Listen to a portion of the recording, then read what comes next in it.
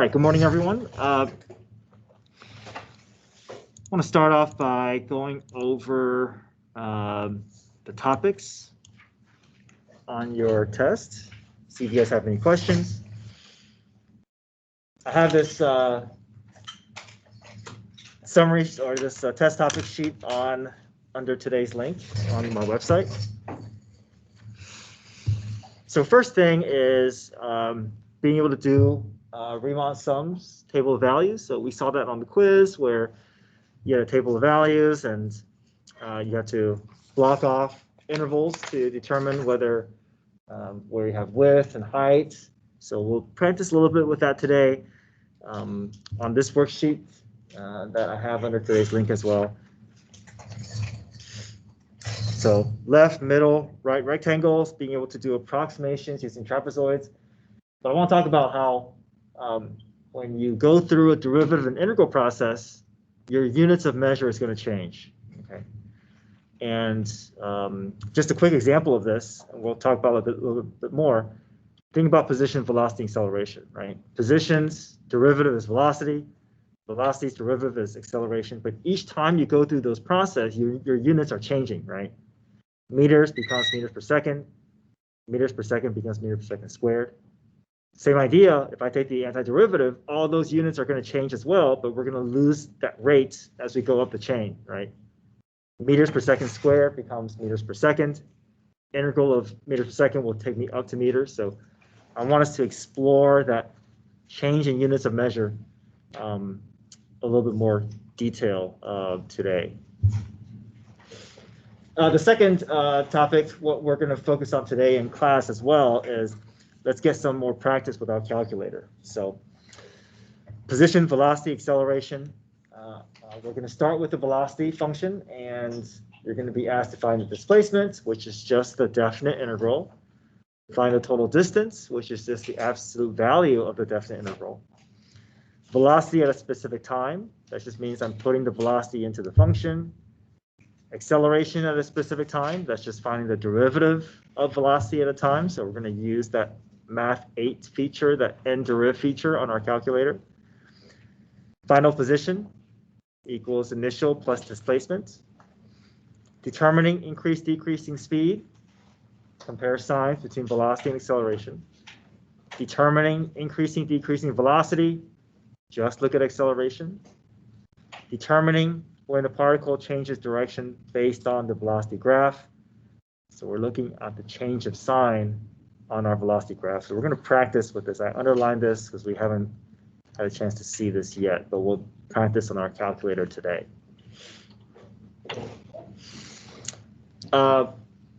Finding integrals involving, this is working out by hand. We did this on Friday. We spent our efforts on these topics on Friday. Power rule.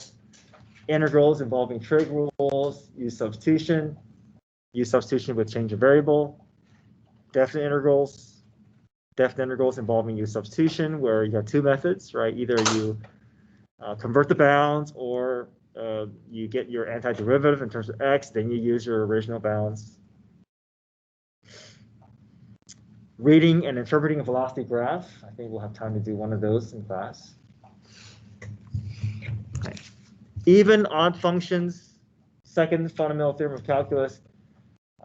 We're not going to have time in class to do these, but I did it in this morning session. This is where, just a quick thing, even, odd functions is where you have to fill in a region.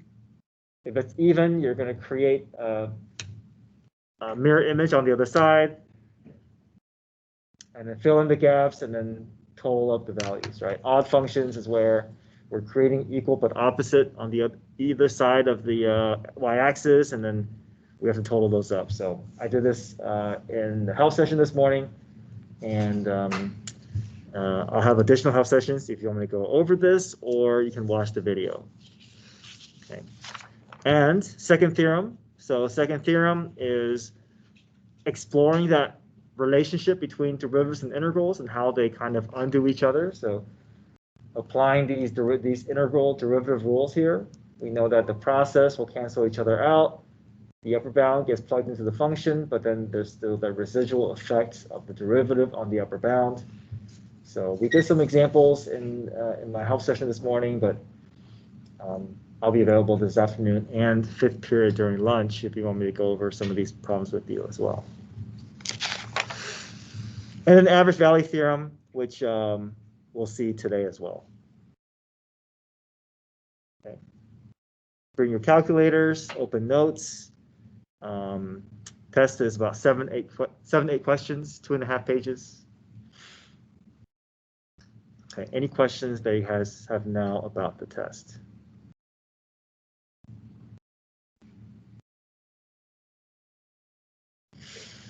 Okay, so let's start off with PVA. Let's start off with the velocity function. This is on your test review worksheet 3. If you don't have it, it's okay. We can kind of just look at the problem together.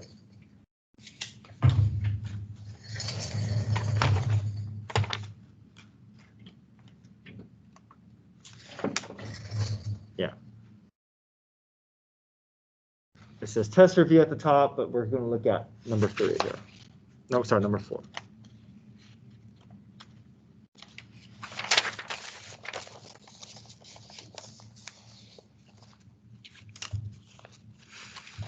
Okay, have your calculators out, and I'll show you all the steps involved on the graphing and the 36 Pro.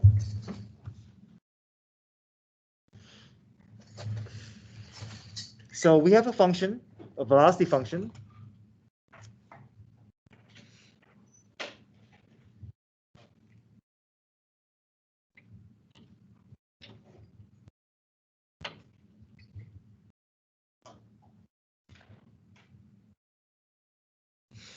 Measured in meters per second. So this object is moving along a horizontal axis, along a x-axis.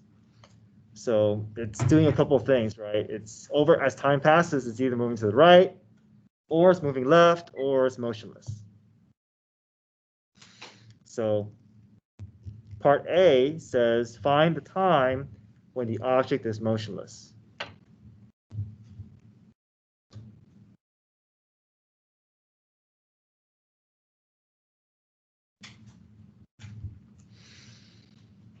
So motionless means what in terms of velocity? Velocity is 0. Velocity is 0, right? So velocity is 0. So if I were to look at a velocity graph, so this is not the problem here, this is just an example.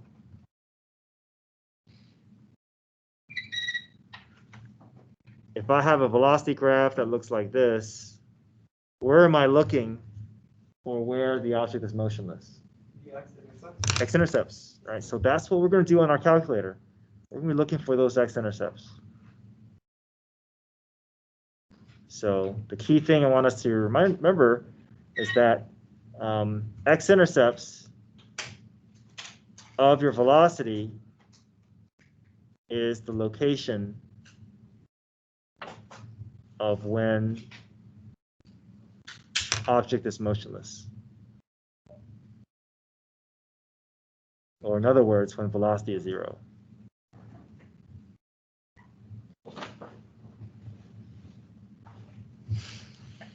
So this is what we're after. We're going to be graphing, and we're looking for those x-intercepts.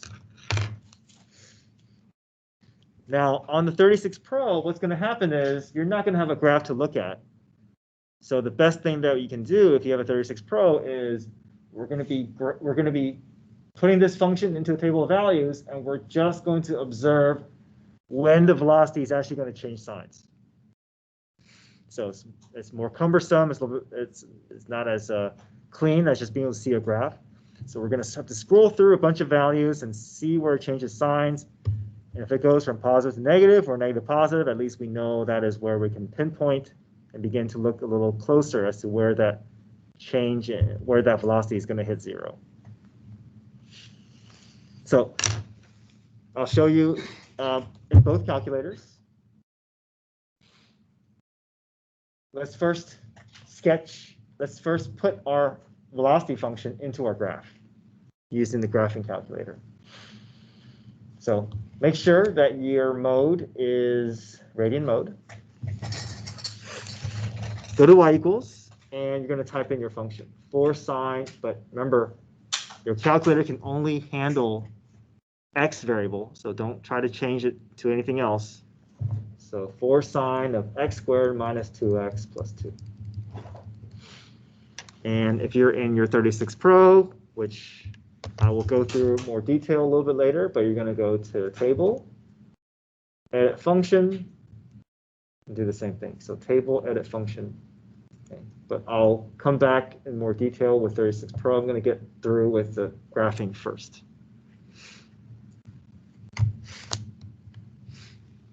I encourage you guys to reach for your calculator summary sheet here.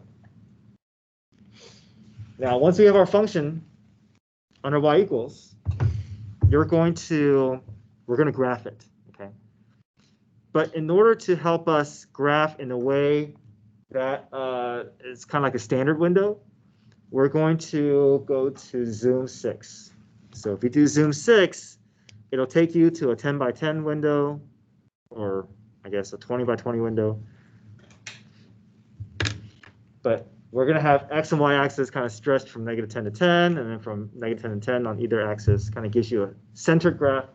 It may not be where we want to be at the end, but at least it gives us a starting point. We can kind of, from there, we can decide, okay, where do I want to zoom in or do I want to zoom out? Okay, so go to zoom, and we're going to pick that standard window.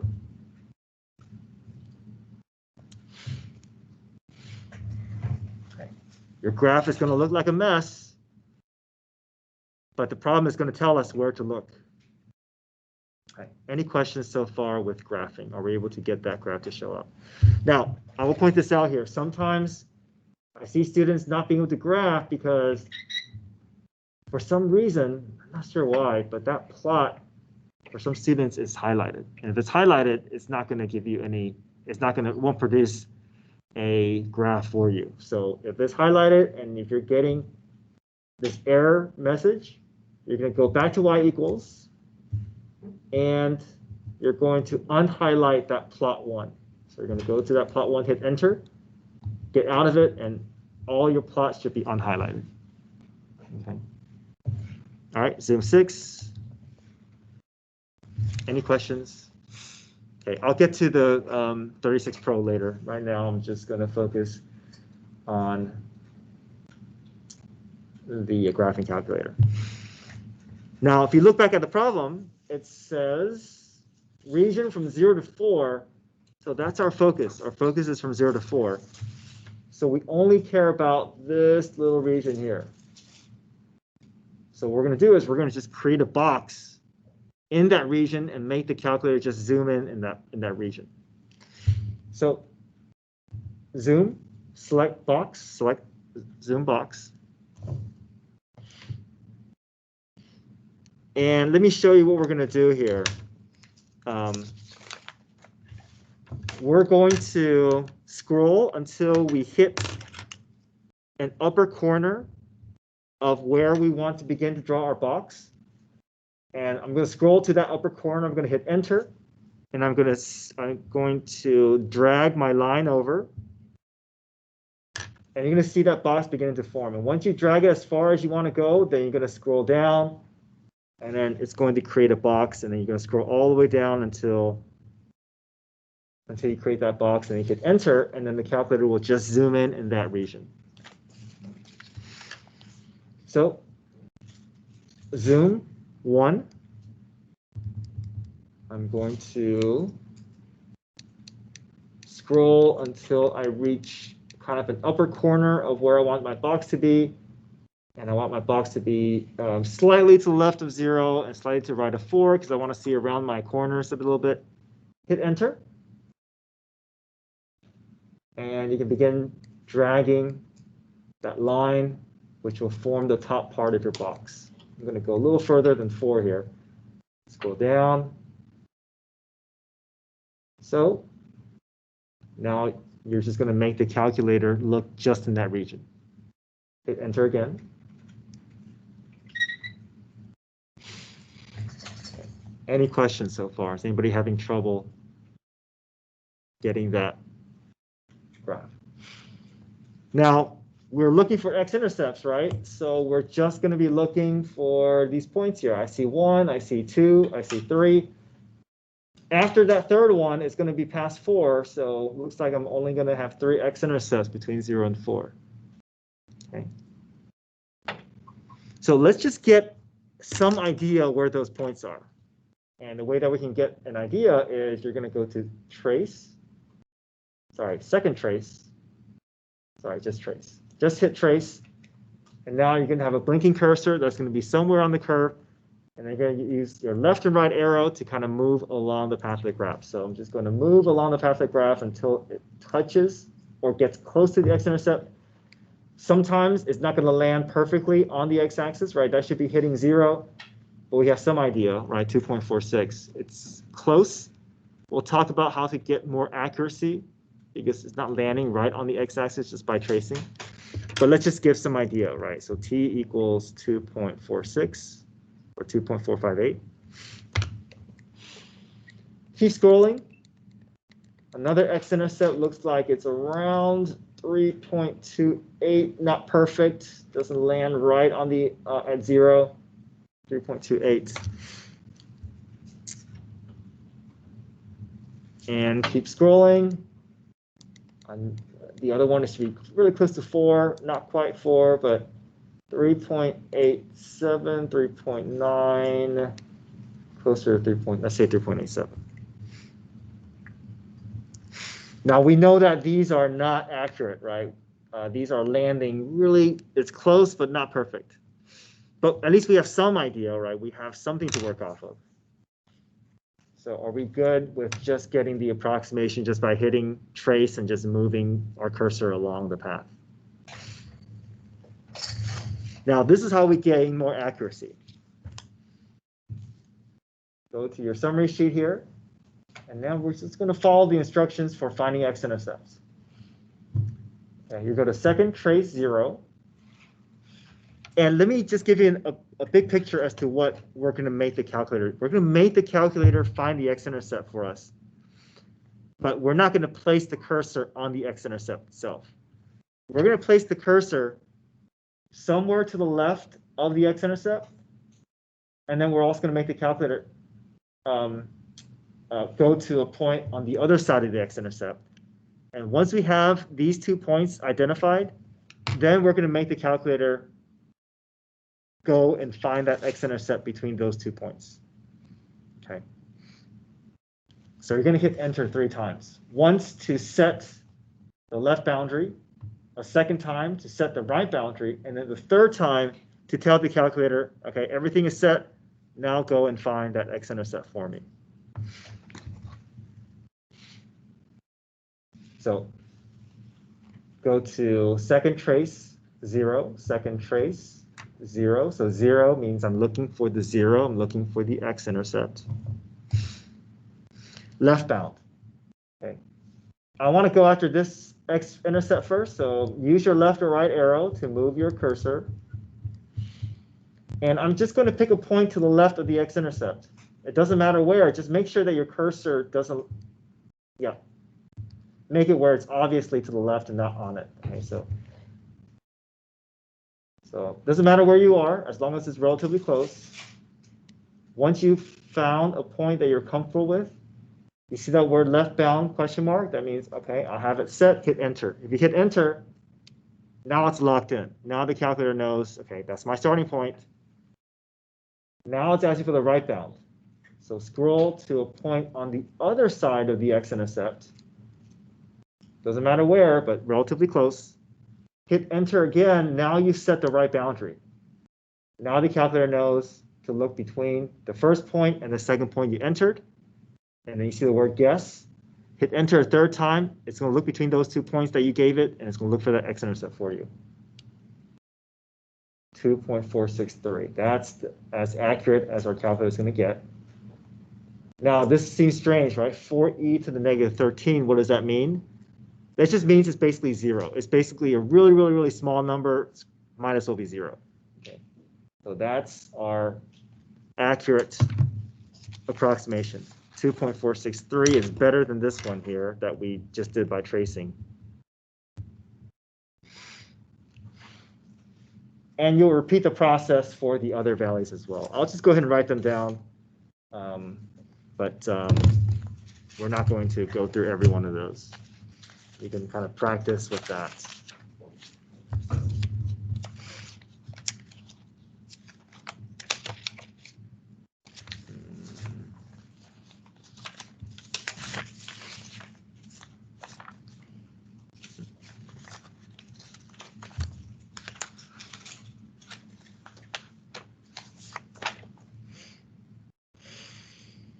2.463, the other one is going to be 3.299, and the third one is going to be 3.903. Now, let's move on to the 36 Pro.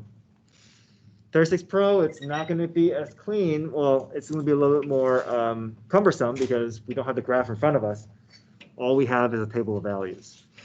So you're going to go to Table, Edit Function, and type in that function. So our function is 4 sine x squared minus 2x plus 2.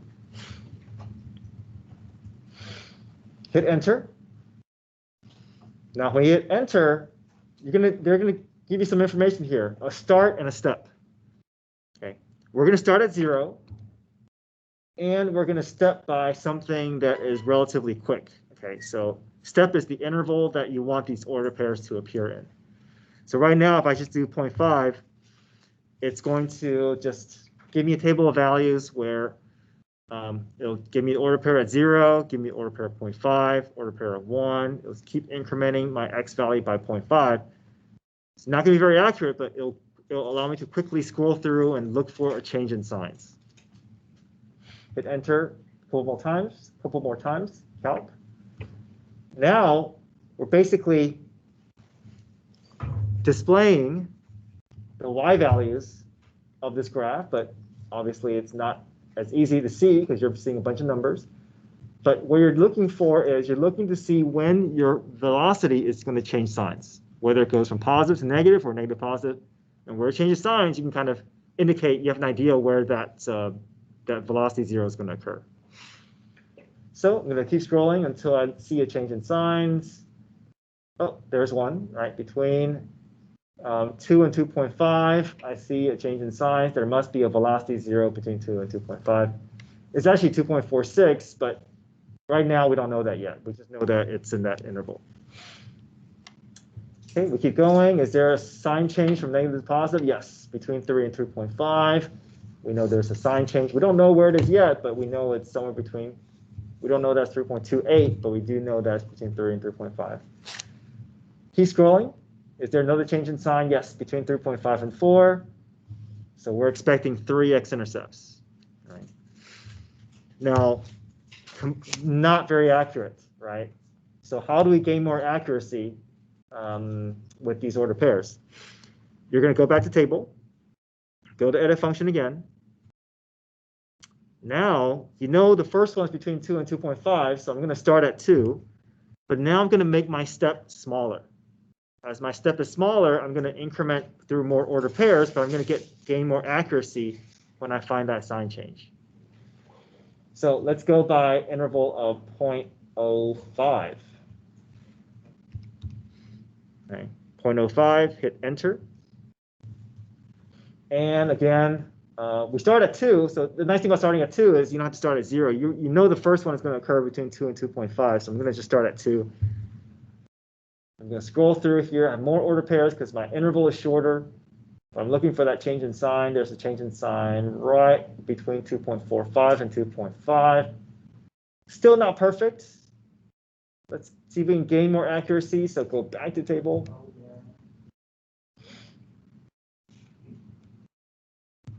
And make your step even smaller. Make it like 0.01.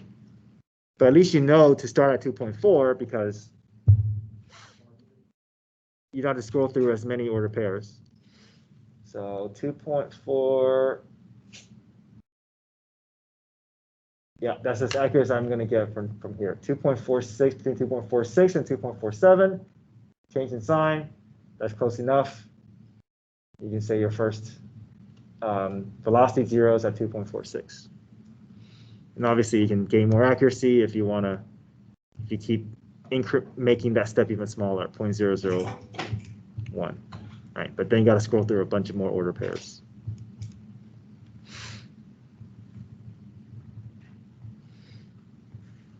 All right, that's really accurate there. 2.463 between 2.463 and 2.464.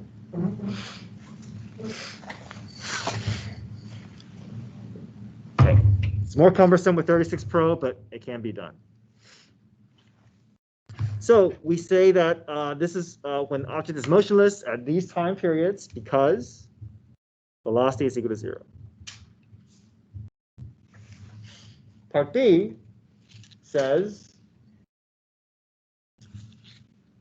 when does the object change directions? Well, it looks like all these are places where the sign is going to change. So object changes direction.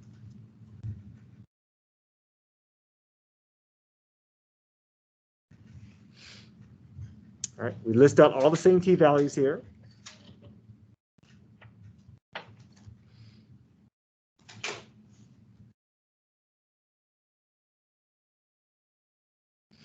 And the reasoning is because velocity changes signs, right? For instance, our velocity change signs, we know that is when our object is going to change from one direction to the other. Mr. Yang, Yes. let's say the graph just touches the x-axis and then like goes back up. Yeah. How will we be able to find if we're just looking at a table? Right. If you're looking at a table,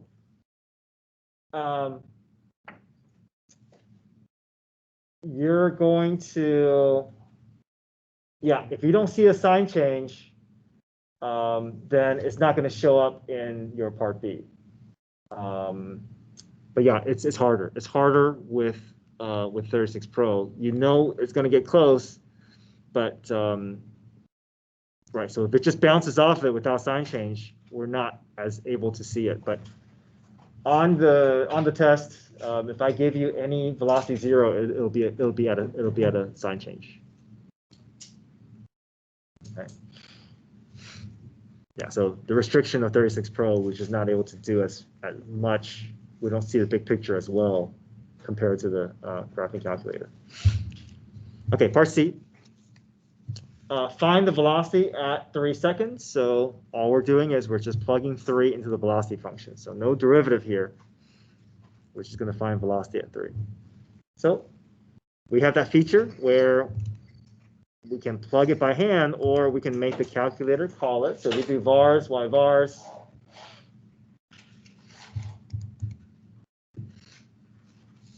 My velocity at 3 is negative 3.836.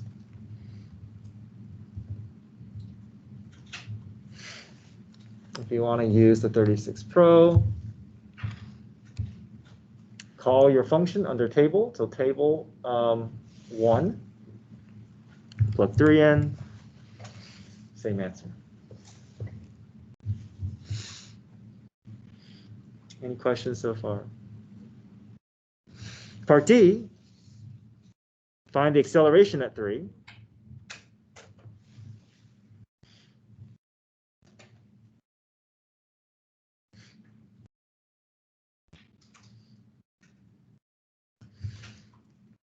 So acceleration at 3 means that we have to involve the derivative. So math 8.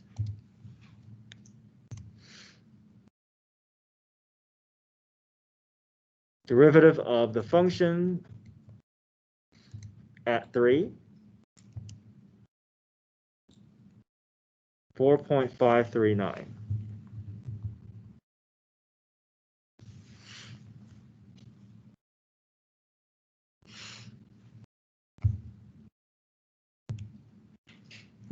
Same thing here. I can call my derivative feature by going to second natural log. Call the function x and close the parentheses at 3, 4.539.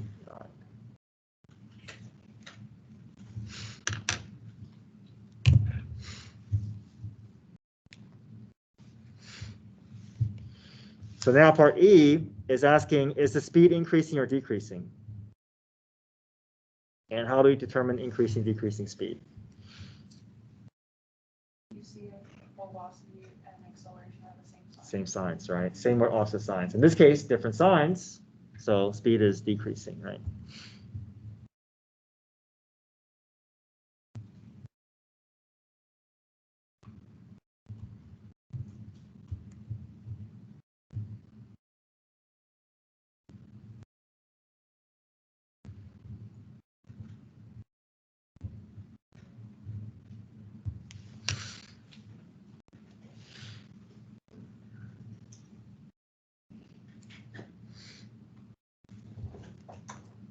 Part F, find the total displacement.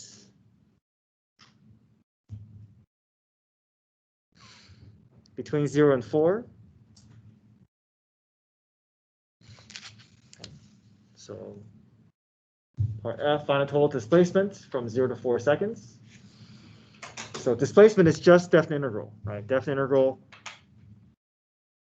change in position, basically. So this is the notation for displacement. And we're just going to enter using our Math 9 integral feature. So Math 9, we're going from 0 to 4. Call the function dx.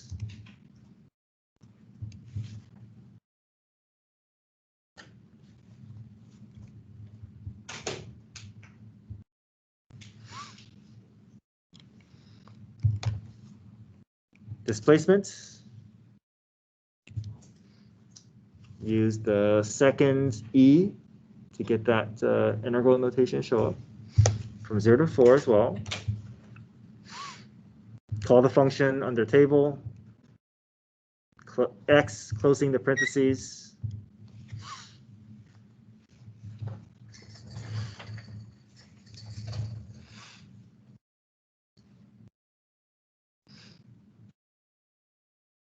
Okay, takes a while, 7.753, same thing. Part G, find the total distance.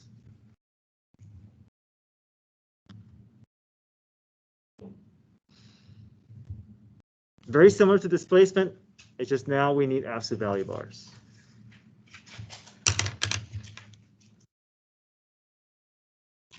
Remember, your absolute value bar is just around velocity, not over the entire thing here. So we need to add an additional keystroke. We need to get that absolute value bar, so do Math 9 from 0 to 4. But now to get that absolute value bar, you're going to go to Math, Number, ABS.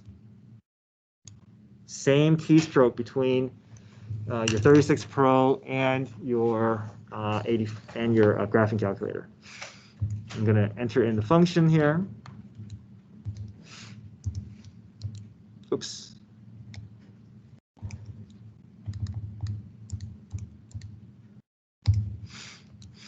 It takes a little bit longer with the absolute value bars to calculate. Same thing here, definite integral from 0 to 4. Absolute value, Math, Number, ABS. Put the function in, table, f of x, close, choose the X button, close the parentheses, enter. Yeah, it'll take a little bit longer, but it'll come out to be 12.178, just like on the plus, on the 84.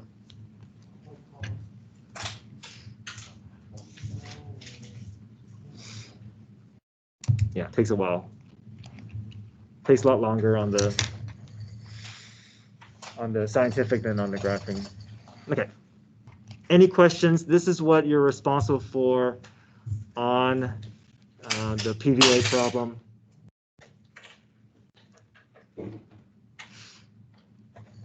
Questions? Anybody have questions about keystrokes or entering things in or getting some weird errors on your calculator?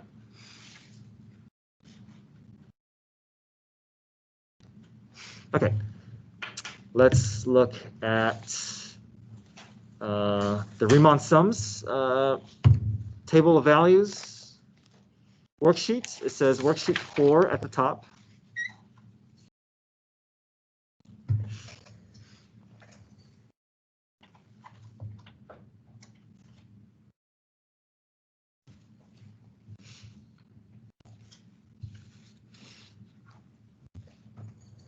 So this is the big idea that I want us to be able to get from this worksheet.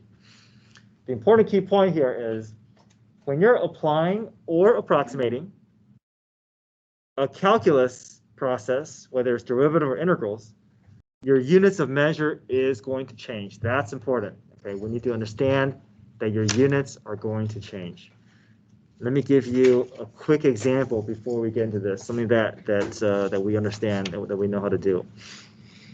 Right, so if my position function of a particle is in terms of meters, then I know my velocity is going to turn into meters per time unit, let's say meters per second, and acceleration is going to become meters per second squared, right?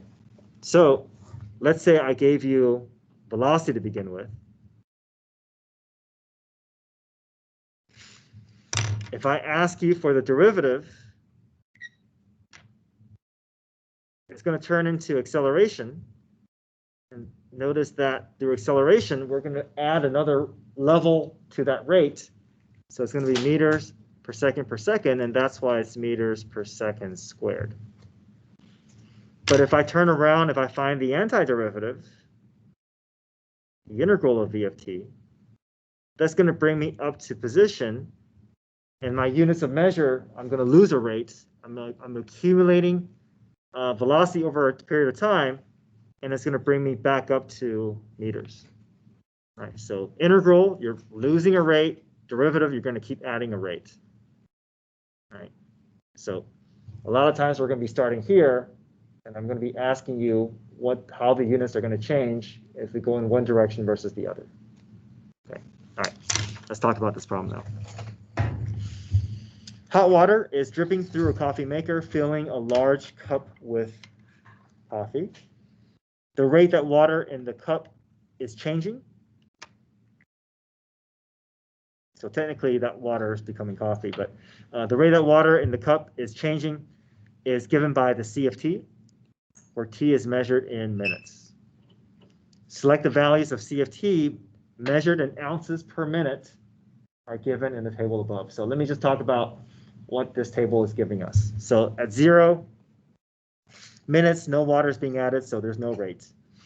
1 minute in, at that moment in time, water is being added to the cup, or coffee is added to the cup at 5.1 ounces per minute, right? Pretty fast rate. But then 3 minutes in, it's going to slow down a little bit. It's going to go down to 4.2 ounces per minute. 6 minute, it keeps decreasing. It's slowing down. The drip rate is now at 3.3 ounces per minute. 9th minute goes all the way down to 1.2. And the 10th minute rises a little bit more, 2.3. Okay, just want to talk about what those values mean for our problem. So part A, interpret the meaning of C prime of 6 and indicate the units of measure.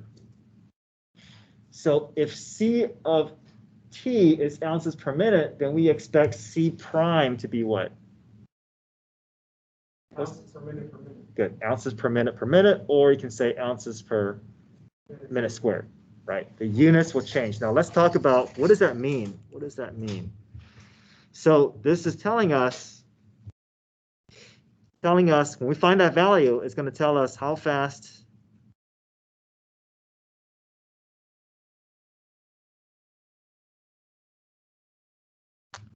the rate of water added to the cup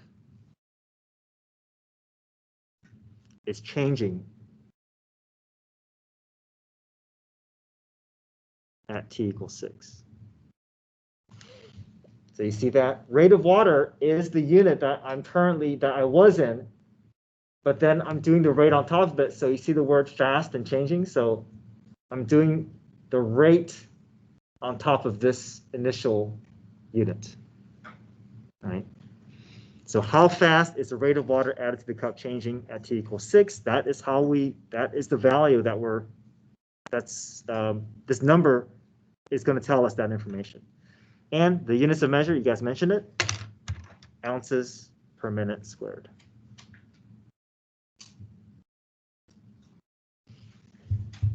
Right. Approximate the value of c prime of 6.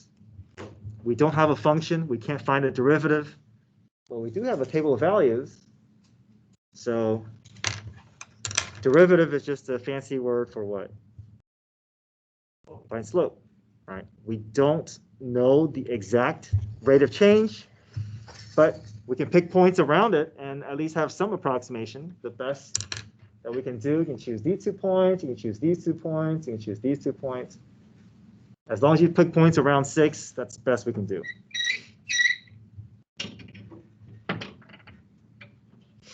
So we'll do change in ounces per minute divided by change in time.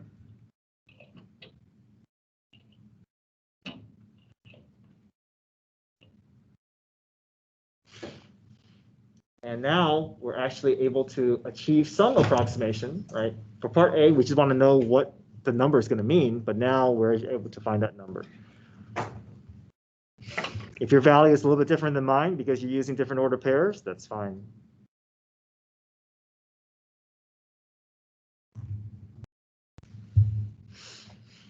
So we know that the rate that the water is being added is decreasing by 0.7, if we just want to use those order pairs.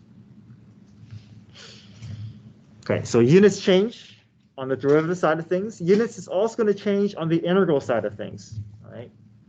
So part C, it says, interpret the meaning of the definite integral from 1 to 10 of c of t and indicate the units of measure. So let me remind you the first theorem of calculus, what that tells us. If I say the definite integral from a to b of f of x,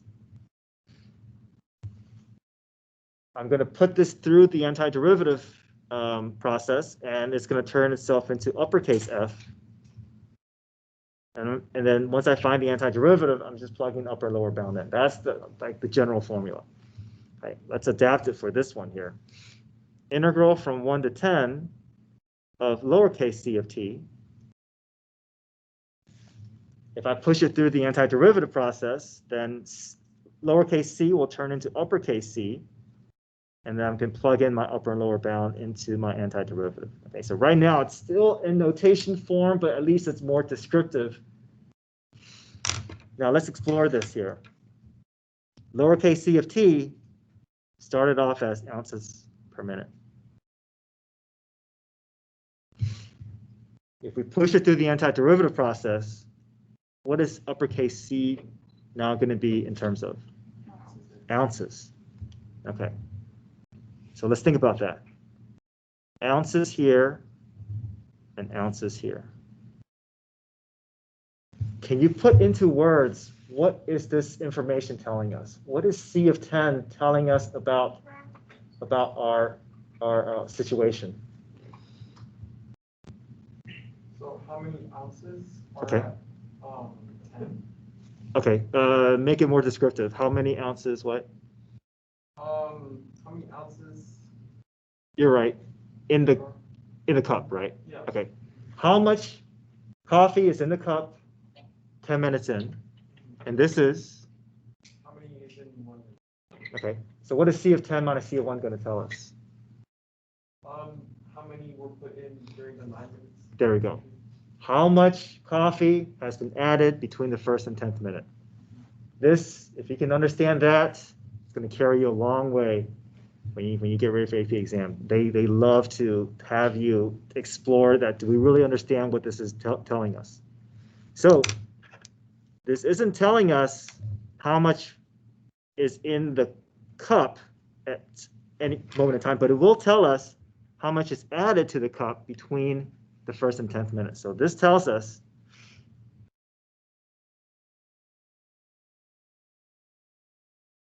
or water, however way you want to think of it, is how much water is added to the cup between first and 10th minute. Or I guess in the more general way, we can say, what is the difference between the amount of coffee in the cup between the first and 10th minute? All right, let's say water is for some reason draining out of the cup, then we will get a smaller value, right? A negative value. But also, you see, your units will change, right? Now, part D, you recognize this. Now we're just doing approximation. Now we're going to be using Riemann sums approximation to actually figure out, you know, at least for our purposes, how much water has been added to the cup between the first and 10th minute.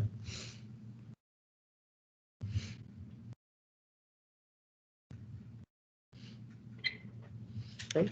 Use two middle rectangles. So we're going to go from 1 to 10. I'm going to block off my two intervals here. Width times height, 6 minus 1 is 5. 10 minus 6 is 4. And make sure that when you pick height, that you're actually picking it from the second column here. So width times height, width times height.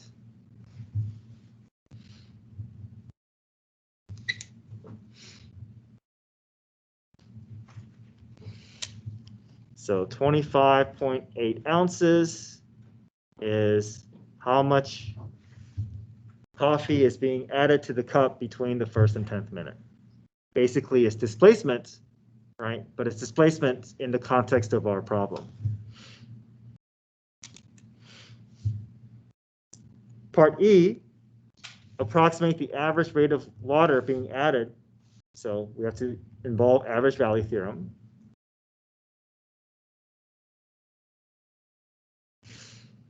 One over b minus a, integral from a to b. I want to adapt this formula for my specific problem here. So 1 and 10, that's my a and b value.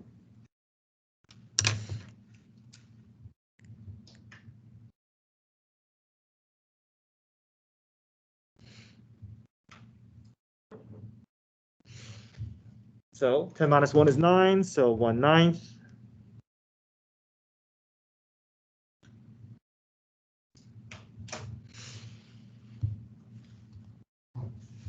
I'll replace the integral 110 c of t with 25.8. Right, we're using that approximation from part D.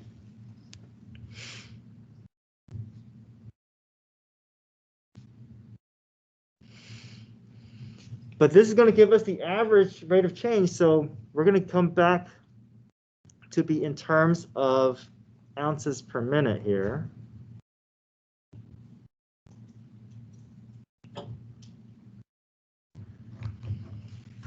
So am I contradicting myself here? Because through the integral, my units changed here. But when I did the integral here, my units didn't change. It stayed as ounces per minute. Or is there something going on that we haven't talked about yet? Why is this integral ounces, but then this integral is ounces per minute? Well, because on section E, you're just trying to find a rate at Okay. Okay. which it Okay. is being added, and then on the top one, you're just trying to find the total area. Okay. The total But amount. okay, so keep going along that that train of thought. What is it about this that allows my units to be different? Or,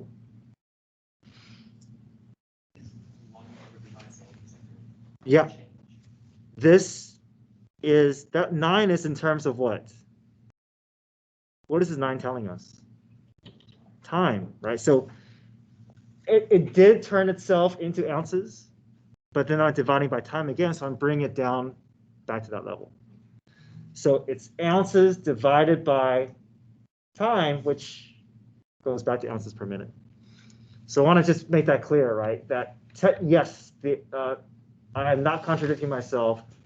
The units did change, but then average value theorem is very subtle, but that 1 over b minus a is kind of undoing that integral that we just did, in a sense, right? We're totaling and then we're undoing it so that we can we're basically averaging out the total. If we average out the total, we're changing that back into ounces per minute. So your average value theorem is going to maintain the same units, but technically you're changing the unit and then you're changing it right back. Okay.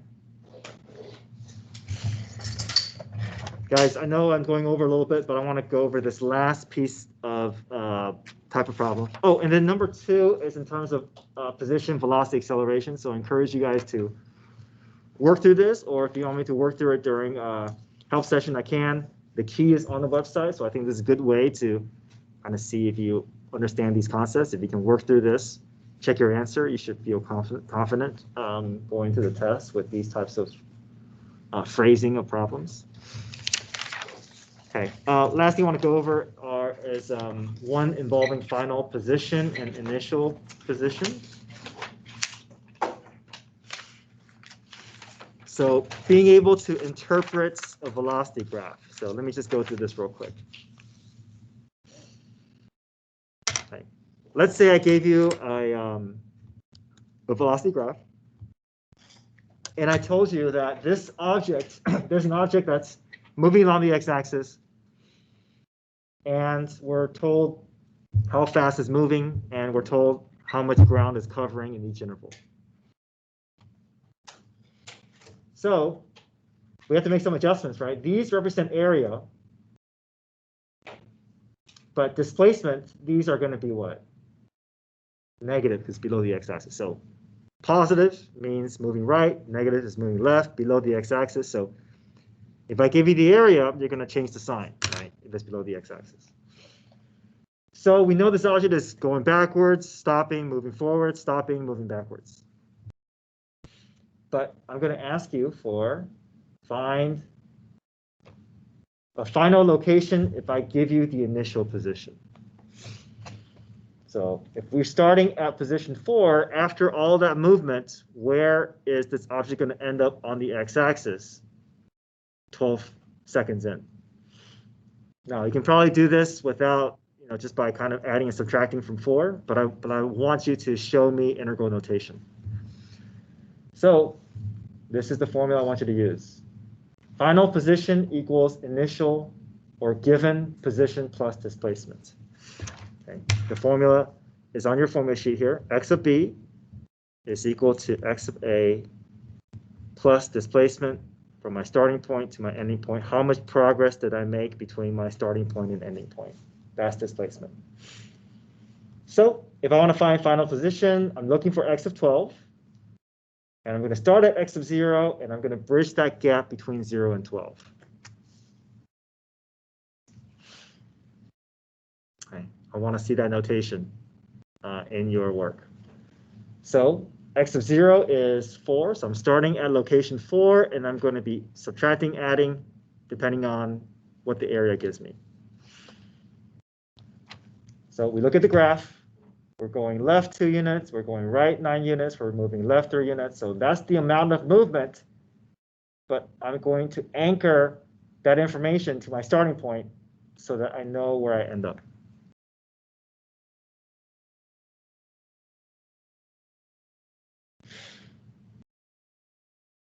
Okay. Any questions there? Okay, one more thing, okay? One more thing here. What if I gave you something a little different? Okay, same graph, but let's say I gave you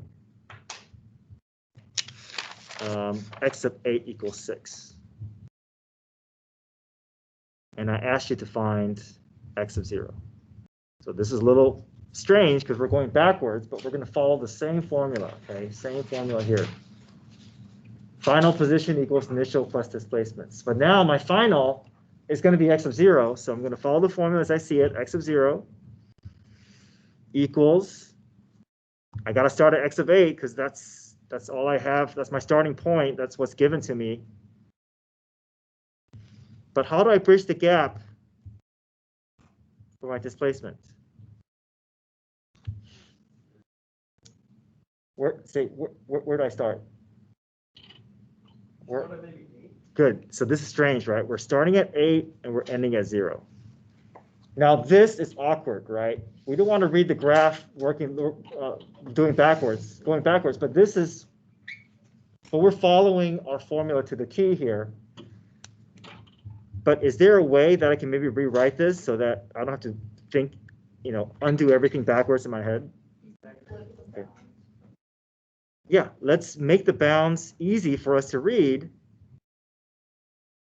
But because of the adjustment, we're going to put a minus here so that we can leave that adjustment numerically and not have to do everything, change the signs in our heads. Sorry, equals. So now you can read the graph exactly as you see it, but the negative will take care of all the things that is all the backwards thing that needs to be accounted for. X of 8, we're starting at 6 minus, but now we can just read everything like we normally would, right? 2 left, 9 right, 3 left. But all that backwards motion is going to be accounted for here, so we don't have to worry about it.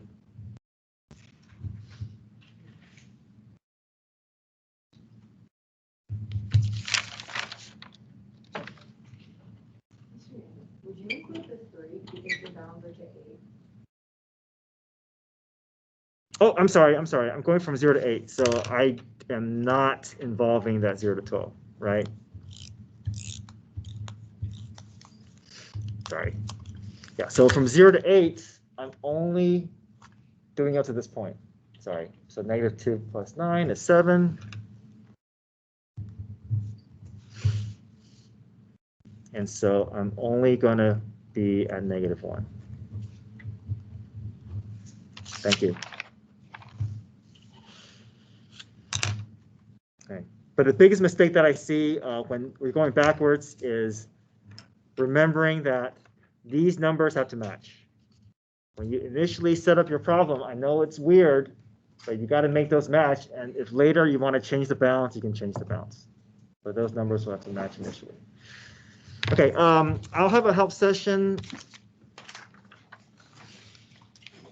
Oops, 5th period. So right after this period. And then also a help session this afternoon, 3:30, and then 7:15 tomorrow. Okay, study for your tests, bring your notes, bring your calculator. And reach out to me if you have any questions, you want me to go over anything specifically. Okay, have a great day, guys. See you tomorrow.